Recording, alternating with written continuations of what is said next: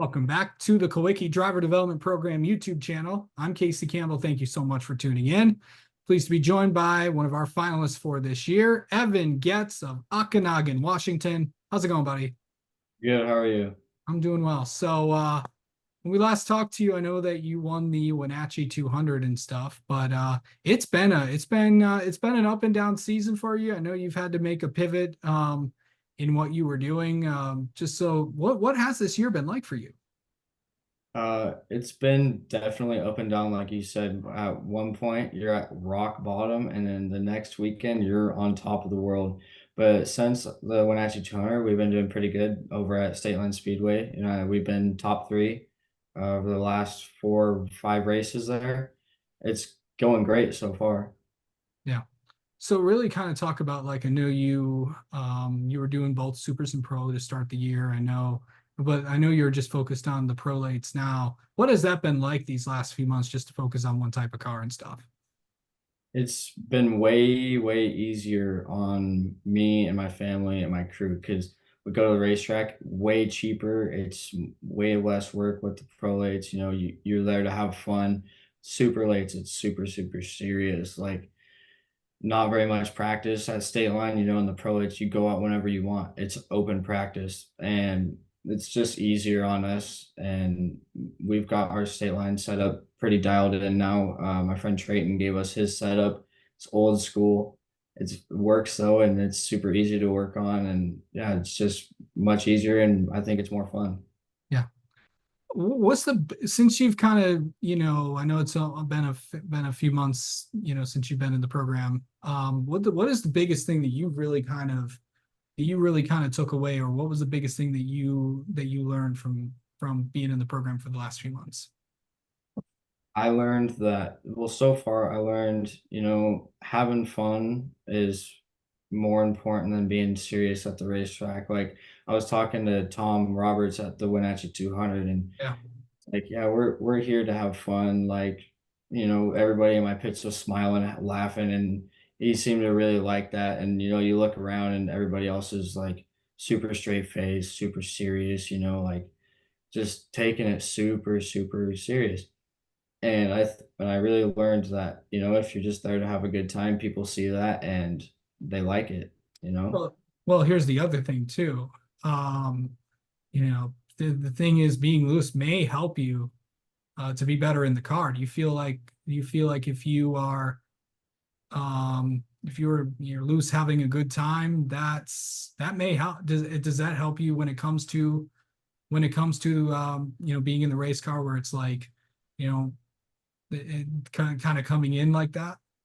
Yeah, I think, if you're over there just having fun, having a good time, you're just not going to overthink things. Like, if I sit down and I'm not having fun at the racetrack, then I'm going to go into the race not having fun.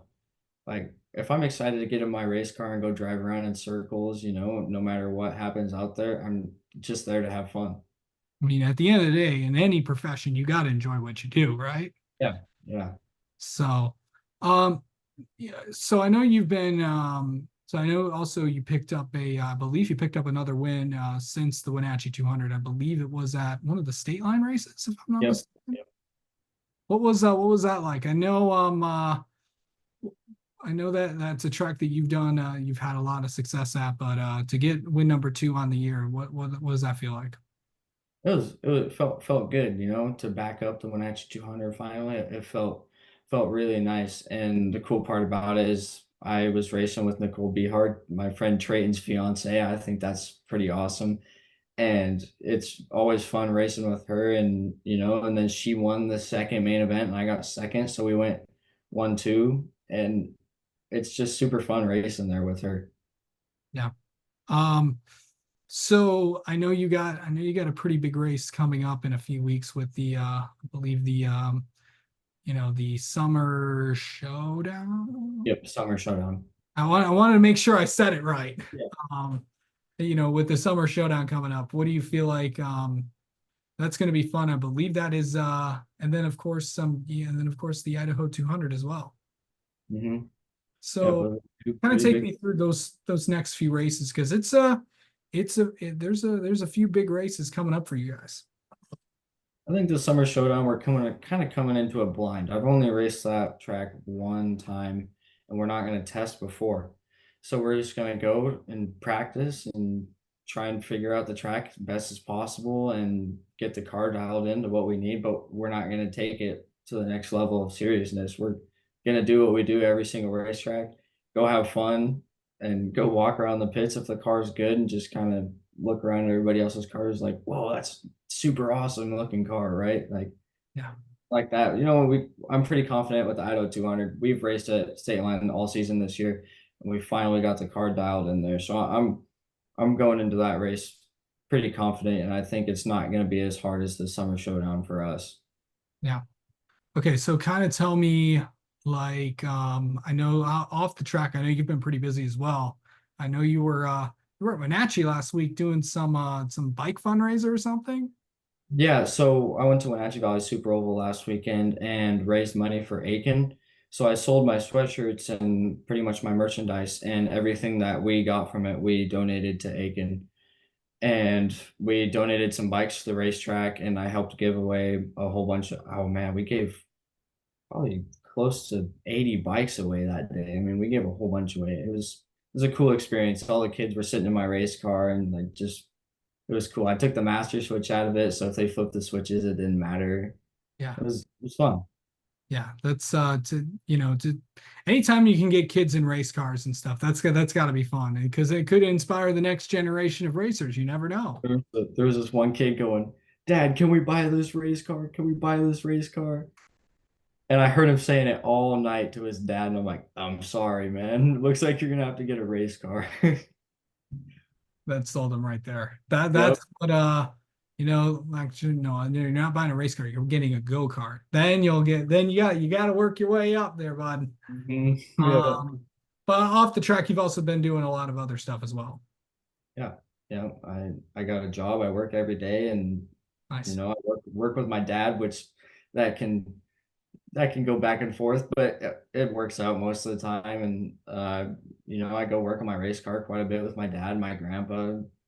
That's I go to Spokane every once in a while and go help my friend Trayton with his race car.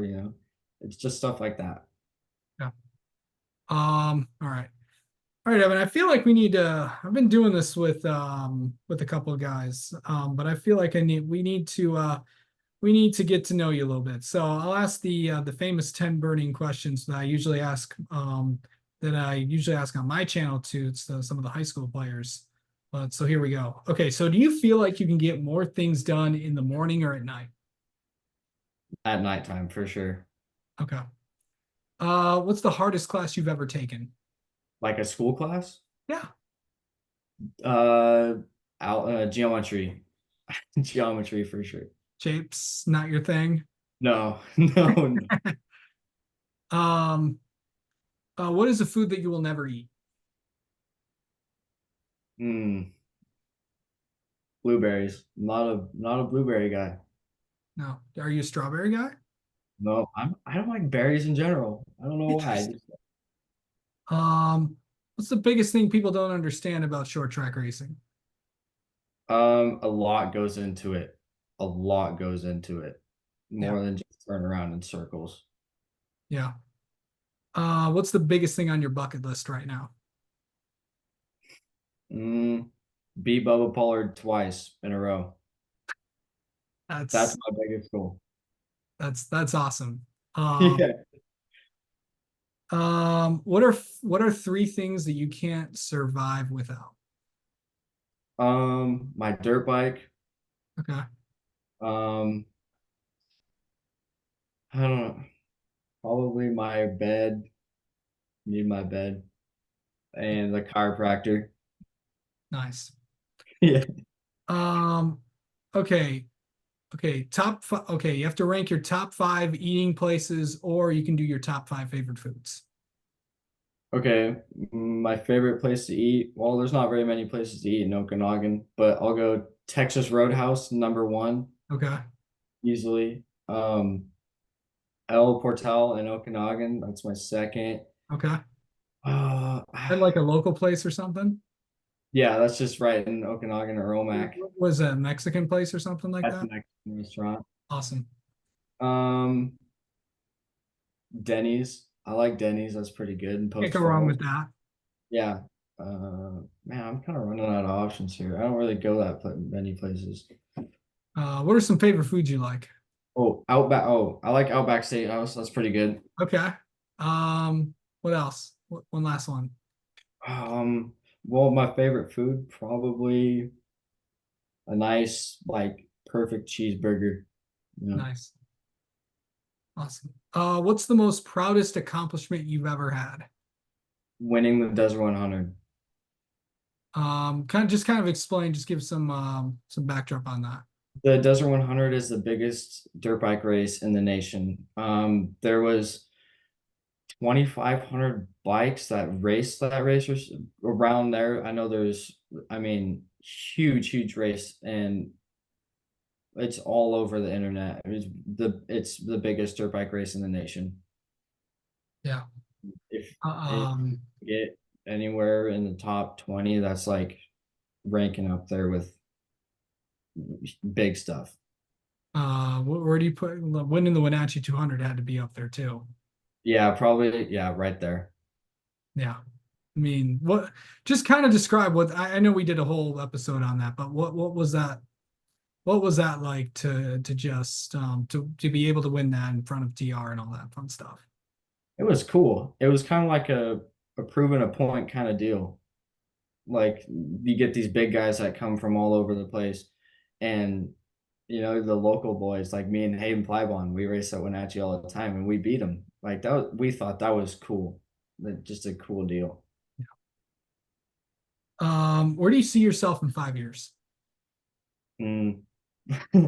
Probably working on at the body shop or owning it, still in Okanagan, sadly. Driving race cars, hopefully. Yeah. Pretty much the same.